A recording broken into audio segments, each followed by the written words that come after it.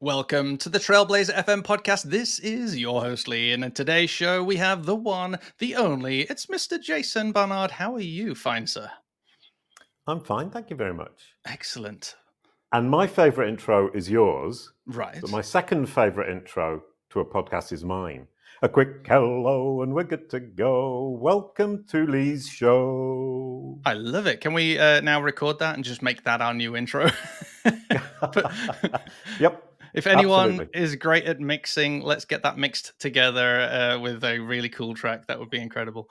Brilliant. Jason, thanks so much for being on the show. We can tell already we're going to have lots of fun with you. But for the folks that don't know who you are, could you just give us a little bit of a short biography of who you are, what it is you do, and maybe something that people don't know about you? Right, well, who I am and what I do is actually what the brand SERP is all about, the search engine results page for your brand or your personal brand. So if you want to know who I am, what I do, which audience I serve, and where I'm an expert, search my name, Jason Barnard, Jason Barnard. You will see my brand, SERP. That is my Google business card, and that will explain to you that in the 90s, I was in a punk folk group. No way. Before that, I was at Liverpool University in a blues band trying to do a degree. After that, I was in Paris. I joined a band in Paris, played music there for 10 years. Then I was a blue dog in a cartoon in Mauritius for 10 years, doing the voices and the songs and the music and the scripts. Then I became a digital marketer, and now I am the brand SERP Guy at Calicube in the south of France. That is the most epic biography I think I've ever heard. Thank It's you. cool, isn't it? I basically spent my whole life just doing things I thought would be fun. Yeah. Well, and that's what we say, isn't it? Do things that are fun that you really enjoy, and you look extremely happy as a result of it. I'm Thank you. encouraged by that, and the fact that you've just said, essentially, Google me because that is what I do. So I guess let's start with that. For the people that don't really know what brand SERP is, could you give us the layman's terms for what brand SERP optimization is? Yeah, brand SERP optimization is making that search engine results page for your name, company, or personal name as accurate, positive, and convincing as possible, because that search result is your Google business card. And the reason I say that is, in fact, because I used to go into client meetings, I would give them my physical business card. Mm-hmm. They would put it in the bin or in a drawer, never look at it, and they would just Google my name. Yep. And the problem for me was that when they Googled my name in 2012, it said Jason Barnard is a cartoon blue dog. And I was trying to sell them digital marketing services. So I thought the only way I'll be able to sell them anything is if I can get Google to say that I'm an expert digital marketer. So I set about changing that representation that Google had of me to becoming Jason Barnard, the digital marketer, who is incredibly authoritative, trustworthy, credible, expert, and experienced, which is Google's EEAT. That's amazing. And I just keep, every time you say a blue dog, I keep thinking of Bluey, but I assume this is a different blue dog character, of which Yeah, again we will Google, and I'll pop a link in the show notes if anyone's interested. yeah. No, Bluey's great, but Boowa, Boowa, is loads better. Boowa Right. was my blue dog. And the reason he's better is not because it's me, it's because he had a yellow koala as a best friend. Ah, So any blue dog with a yellow koala as a best friend is unbeatable in blue dog world. I can see a lot of people binging in the future. Well, it would be really cool to understand or kind of unpick what some of those keys were for you as somebody who recognized that you show up as a blue dog on Google. What were some of the key steps you took to change that? I think the really, really, really obvious thing is you start with your own website. First thing is make sure you're projecting a clear message on your own website. And at Calicube, we now call that the entity home. I'm an entity, I'm a person, you're an entity, you're a person. The company is an entity. And the entity home is where Google looks for information about the entity from the entity itself. So the first thing is to get your house in order. So I started with my website and I said, Jason Barnard is a digital marketer. He has worked with many clients. He writes for Search Engine Journal, Search Engine Land. He's appeared on SEMrush webinars, blah, blah, blah, blah, on the first page to say this person is credible. I also used my history of having created multiple companies to credibilize, if that's a real word, myself in terms of my business acumen. So that's the first thing. And most companies you will find haven't even looked at how their homepage appears when you search their name. They certainly haven't looked at the rich site links, which are the multiple site links underneath that allow people to access different areas of your site. I worked with Yoast on theirs, Wow. and Joost de Valk of Yoast fame changed their process within the Yoast plugin, because before they no-indexed the login page for security reasons, and I pointed out to him, actually, they're really useful for the rich site links because people want to log into your site. So now, from their perspective, they advise people, if you have a login system using WordPress, you have to index that login page. Those pages in the rich site links are hugely important because it allows Google to help people into your website at the place they need to be. So it saves a couple of clicks, and we all know in terms of sales, the more clicks, the worse. So those couple of clicks saved are hugely important. What are the steps you need to take? Because there's the website, but are there anything? Is there anything else you can be doing? I mean, I hear people talking about LinkedIn profiles, Google My Business things, and all sorts of stuff, and it just seems like a bit of a minefield for me. Are there any further steps we can take, including maybe getting rid of that particular thing where it says that Jason is a blue dog? I mean, how did you specifically get rid of that? Would that just not get bumped down a little bit? Yeah, no, that's a great multi-part question. Number one is it is a minefield, which is Yep. why I built Calicube Pro, which is my SaaS platform. But I actually built it for myself and my clients, because what it does is it figures out what you need to do and in what order, what the priorities are. So it's no longer a minefield. So I've removed the minefield aspect of it. And it tells me things like focus on LinkedIn, focus on Twitter, focus on YouTube. Don't bother with Music Brains. Don't bother with Instagram in my case. It immediately tells me there's no point in me making lots of effort there. So as you can imagine there, as I explain it, it's designing my digital marketing strategy, because it's telling me where I need to focus. It's telling me, where does Google understand your audience hangs out, and you need to go and hang out there so you can stand where they're looking. Then when you're standing where they're looking on those different platforms, offer to them the solution to the problem that they currently have, and then tell them what the next steps are to work with you. And then what I do is package all that for Google, repurpose it on my own website, or SEO it on the third-party website, Facebook, Twitter, YouTube, whatever.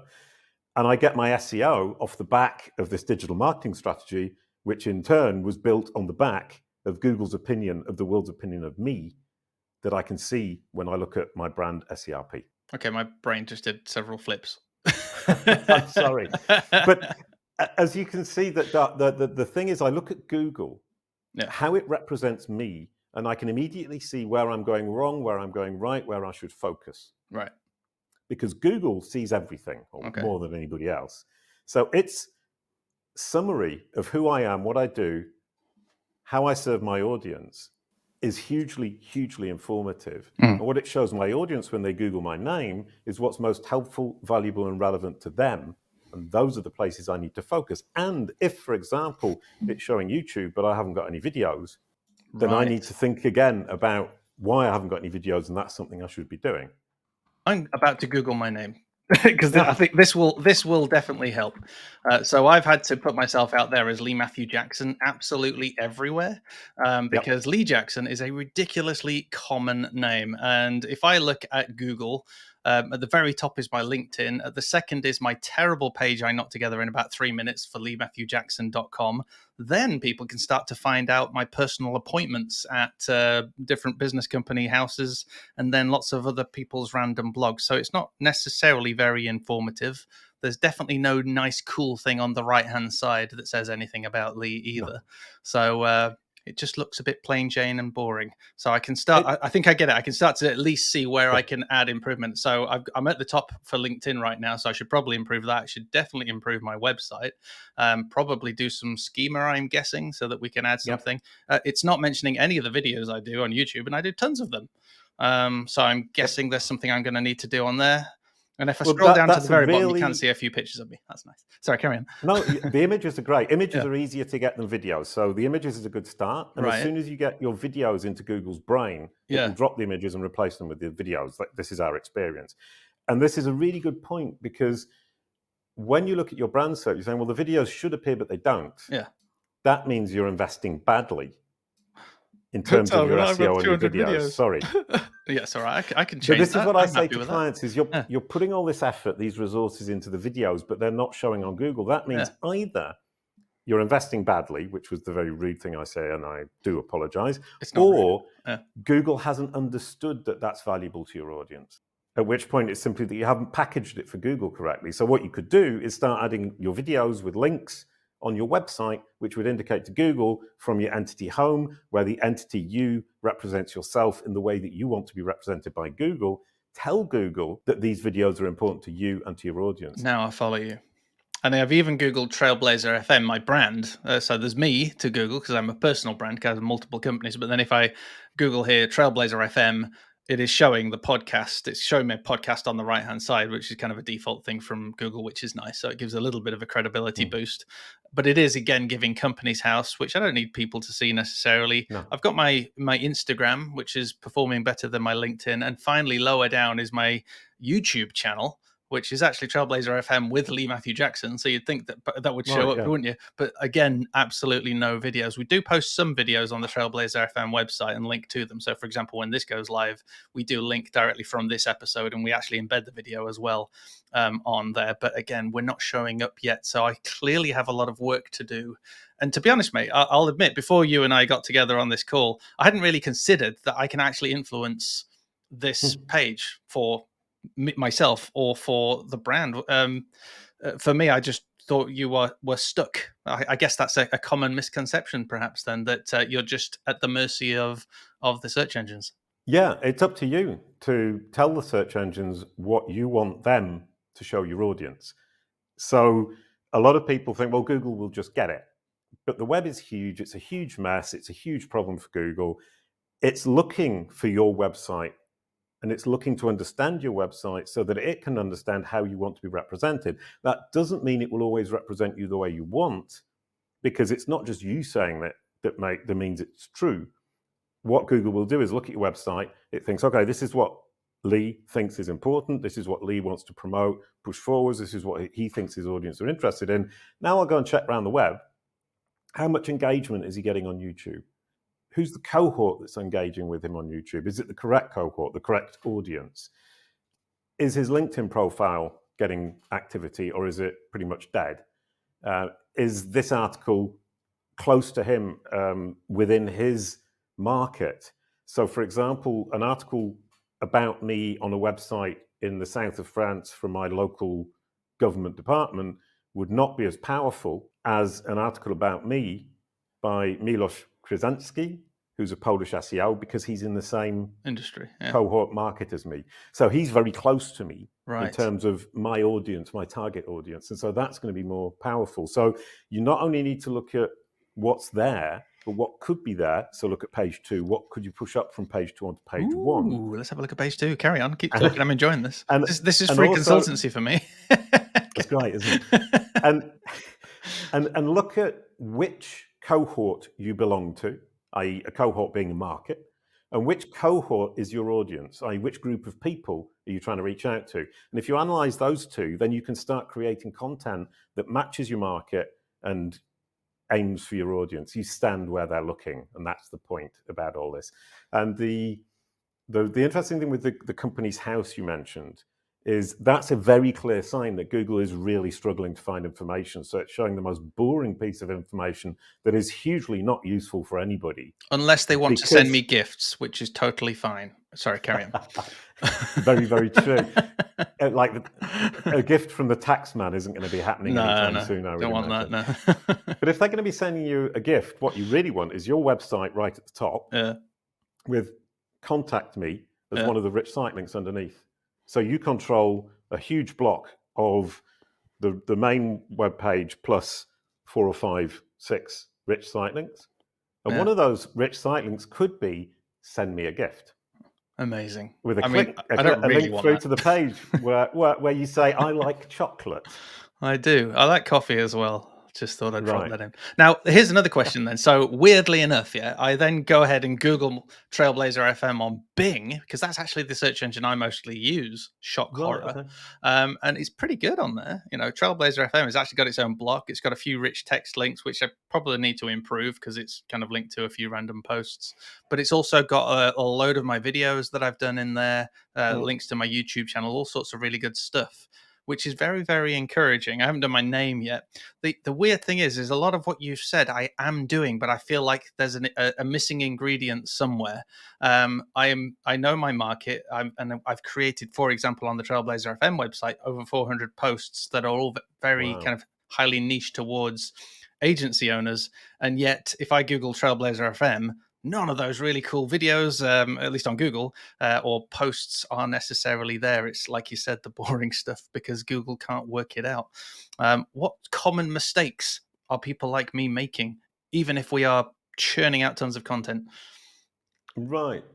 Yeah, it's not being precise enough in your topicality, but you obviously are. Not being precise enough in the target Hmm, audience that you've got, but you obviously are.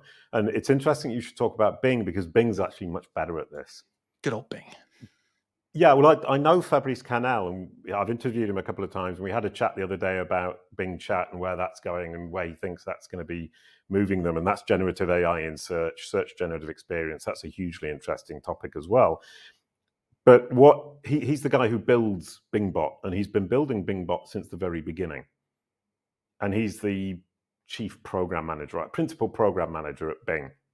And he's explained to me how it works, and he's explained to me how they function, how Bing updates, and how Bing works. And it's much, much more fluid than Google in the sense that it evolves. It's an evolving beast, machine, animal, entity, organism, whereas Google is this kind of thing that keeps moving forward in jerky steps. So what you'll find with Google is you'll start sorting things out, you'll start improving your videos. For example, Google really needs schema markup. Bing doesn't need schema markup so much. And you'll start sorting it out, but Google will take a certain amount of time to actually react and stabilize and give you the results you want. Whereas Bing will be a much more fluid experience where the results will be easier to get and they will be more representative and more helpful. So everyone, just start using Bing to make my life easier. End of episode. No, I'm joking. So I've just Googled my name as well, and it's very good for my name. My LinkedIn profile is like pinned up there to the top, and there's tons of information of places I've spoken at and Mm. particular video content that I've done for my name. I would like to move things around a bit, like get the Trailblazer FM website up there, but I think people would get a much better impression of me, at least on Bing. So I can see here there is this terrible weakness that I have, at least on Google, and obviously masses of room for improvement on Bing. On Mm. search engines, then, are they kind of the two main ones that we should be worried about? Is Yahoo still a Yeah. competitor? Well, Yahoo runs off Bing, but it Oh, has cool. different rich elements. Yeah. The blue links are Bing, but the Hmm. rich elements can be different. So I wouldn't worry about Yahoo. Hmm. Apparently, it's very popular in Japan. So I would focus on Bing and Google. And Yeah. you can, as you've just seen, you can use Bing to understand what potentially you can do to improve on Google because Right. Bing is Yeah. going to show you these things more easily. The other really interesting point is the knowledge graphs. Okay. And the knowledge graphs of Bing and Google are basically huge encyclopedias that the machines use in real time to understand the world. So it's like a Wikipedia Yeah. for a machine, but vastly bigger. So Wikipedia has 50 million articles. Google's knowledge graph has 800 billion facts. Okay. And Bing's knowledge graph is better than Google's knowledge graph. So Wow. Bing is joining the dots and understanding all of these different things that you've been doing, and it's able to bring them all together in the SERP more efficiently and effectively than Google, because Google's not able to join the dots unless you help it. And what I talk about at Calicube is you need to educate Google because it's a child. Right. You need to educate it about who you are, what you do, which audience you serve, for a person, for a company, for a product, for a podcast. Okay. Bing, you need to do that too, but less so. Bing probably has a little bit of the old AI going on in there as well, I assume, because Yes. I've also noticed on the right hand side that Bing has actually created a little biography of me, which is fairly right. Mm. And it's gathered that from internet results and worked out that I run the podcast. It's got the old name for it, and I'm the Right. agency owner of Event Engine and that. So it's also worked a few extra things out and linked to some of my key sites, which is really impressive. It has. Yeah, no, and that's Bing Chat. It's Mm, generative AI in search. sure. And Google Search Generative Experience that they launched in a few weeks ago in June Hmm. was a reaction to Bing Chat launched in February. Yeah. And Google weren't ready. But now Yeah. they've got Search Generative Experience. It's only available in the US, but it's going to roll out around the world by the end of the year. And what was interesting is that Calicube and our clients immediately got these great results that you're seeing in Bing, but on Google. Yeah. Wow. Because we had organized information, we had educated the machine, and it could stitch together our stories. So it could stitch together what is, in effect, a dynamic knowledge panel with a description that's taken from different sources and information about us and reviews about us. And for most companies on Search Generative Experience in Google, they're going to tend to get very mediocre results, I would say. But on Bing, it's generally pretty good, as you say. So Bing are a huge step ahead there right now. But all they're really doing there is, as you said, stitching together different results. And the idea for them is the generative AI is a summary of the results underneath. Yeah. And it's simply to save the user clicking through to multiple links to Yeah. find the answer to their question. And I can improve that obviously on Bing by making Yeah. sure that more recent sites get up there, because at the moment it's taking that from some of the results where I used to be the agency Trailblazer instead of Trailblazer FM and stuff. Well, that Mm. makes sense. So I'm guessing here then, does SEO play a big part of this? Because Bing is just easier in general, as I've already discovered, for results to appear for anything that I'm doing. So it's clearly doing well. And I think you're saying here Google needs a little bit of a hand holding. Is that hand holding SEO? I come from a world of SEO. So I use SEO techniques and strategies to do what I do well, which is manage your brand on search and, in fact, build digital marketing strategies that function based on, in this order, brand, marketing, and SEO. Because if you don't have a brand, you've got nothing to market. If you've got nothing in terms of marketing materials, you've got nothing to SEO. So you need to think about brand, then marketing, then SEO. And SEO, in my book, is simply packaging for the search engines, packaging the content you should be creating for your audience for the search engine so they can digest it, understand it, and reproduce it as the best solution for the subset of their users who are your audience, wherever they are on the search engines. So that idea of saying, if I can take the content that I'm making, posting on LinkedIn, posting on my website, posting on YouTube, posting on search engine land, and I can make it digestible and easy to understand for the search engines what solution it's offering, I will perform better in SEO. SEO is packaging, but Yeah. it's packaging based on understanding credibility and deliverability. Google and Bing need to understand what the content's about, that it's credible as a solution to the subset of its users who are your audience, and that it can deliver to their audience or to their users who are your audience, and that you will deliver that behind. So understanding credibility, deliverability, that's what SEO is all about. I love it. I feel right now like a Padawan, and you're like the Jedi Master, and I'm just soaking everything up you're saying right now. Like, right, okay, yep, okay. Remember this. Oh, it's being recorded. I don't need to make notes, obviously, but this is really really helpful. I mean, we've looked here at me, my name Lee Matthew Jackson, which is relatively common. I had to throw the Matthew in there just to kind of stand out from the other Lees. And that was really smart Oh, because thank you. everybody's going to end up having to do that. Oh, brilliant. Well, Because there you go. as I'm Google ahead of the gets, curve. yes, you are. And somewhere along the line, lucky you for having I wouldn't say common, popular name, Yeah. is that you were forced to rebrand now. Mhm. But as Google gets to grip with all the other 300 Jason Barnards in the world, I might have You're to going to have a rebrand. competition. Yeah. But what we've already done at Calicube is I've now got the knowledge panel to trigger for Jason Barnard, Jason M. Barnard, Jason Martin Barnard. Yeah. So I can just switch my branding at any moment and not have a problem. Well, that's So good. I've prepared for the future. But if you think about it with a common popular name, you're going to have to rebrand. If you're called Robert Smith, you're never going to get a knowledge panel Oh, above the poor Robert John. Smith from Where's John the Smith? Cure. That must be Ah, terrible. well, John, change your John name. Smith's well, I mean, John Smith is actually less of a problem because it's simply common across the world, Yeah, whereas Robert Smith from The Cure is hugely famous yeah. Oh, that's true. and Yeah. it's a popular name, so it's a double whammy. Also, it's Lee Jackson because we've got Python Lee Jackson going on there. So Right? that's Rod Stewart and all that. We've got a Lee Jackson author. We've got two Lee Jackson authors, in fact. We've got Lee Jackson Map Maker. We have Lee Jackson Amps, which is very popular in the guitar world. So, Lee Jackson Oh, Antiques is a very highly regarded antiques purveyor, or whatever the right word is. So it's fun, folks. Google your own name; it's amazing.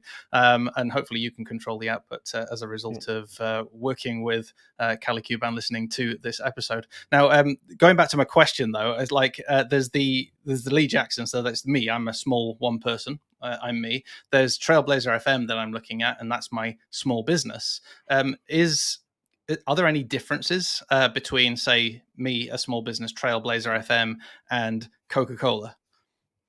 Like, do they have to do tons more work, or is it just the same? Is it the same sort of strategy? Well, Coca-Cola are going to have an absolutely huge digital footprint. Mm-hmm.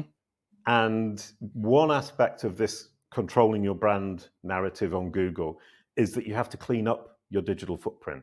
Right. So for a big company like Coca-Cola, that's hugely, hugely difficult. It's a Right. massive job. And Calicube Pro, what we do is bring all of that in. We say, here's your digital footprint, and we prioritize it. So Right. for a big company, it's a hugely valuable tool. For you, you can probably guess Mm-hmm. most of the things. You can find most of the things just by Googling your name, so you can save yourself some money. So for a small business, what we offer and what Calicube Pro does isn't as important because you can just look through the first 3 or 4 pages, figure Mm-hmm. out what's important, correct it all, clean up your digital footprint. Yeah. If you're Coca-Cola, not only do you have a gazillion more results knocking around out there, and you need to know which ones are to prioritize, but also different people talking about you. And you don't know which people and companies talking about you are most important to Google. Oh my So within gosh. So Calicube actually, Pro, it's great being a smaller company. well, from that perspective, yeah, you For can save that yourself some perspective. money. Yeah. And No, well, you no. can Even if you're DIY it. using a service, though, it's still great because you're going through a lot less information and you're trying Yeah. to work out, if there's multi gazillions of articles about your company, it's good. Like you say, I didn't realize that. Yeah, it's going to be a lot harder, isn't it? It's obvious now Yeah, you said right. it. Yeah. So But it a lot wasn't of the obvious best when I things asked the are question. a lot of the best things in life Yeah. are blindingly obvious once you've heard it. Yeah. And what I was doing up until 2015 was working manually, doing exactly what you just said, whether the client was big or small or a person. And I ended up building Calicube Pro as a platform just for myself Yeah. to solve that problem. So I built an algorithm that analyzes the Google results around a brand name and prioritizes what Google's paying attention to in terms of mentions and knowledge sources, so that you can then just go in and go through them in order, and you're hitting the right sweet spots in Google's brain, we can call it. And that's been an absolute game changer for us in terms of time saved.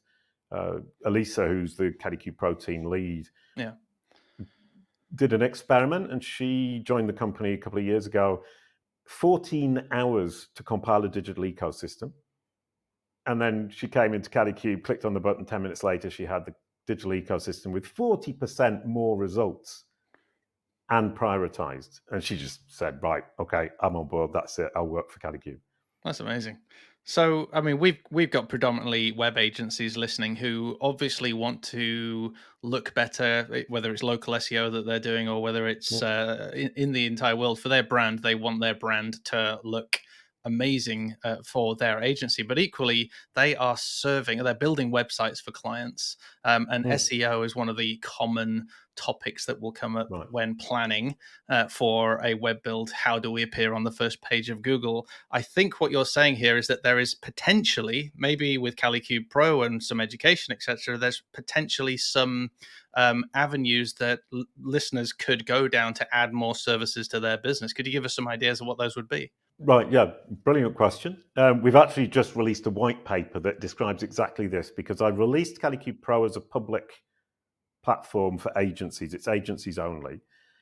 And realized the agencies coming on board weren't working with it as much as I thought they should.